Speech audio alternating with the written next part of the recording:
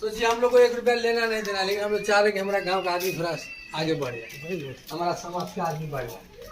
इससे क्या होता है, मानव का प्रवृत्ति का पता चलता है कि आपका क्या सोच है, कि अपना गांव के बारे में क्या सोच रहे है ना। है क्या भैया? है घर में है। अच्छा ठीक है। अच्छा डॉक्टर का कौन है? ये डॉक्टर आइए। कोई है क्या? डॉक्टर साहब है? स्कूल गई है? डॉक्टर साहब में है? ये आना तो डॉक्टर एक दे देना, कैलेंडर है जन सुराज का। कहाँ है? अरे डॉक्टर साहब की बेटी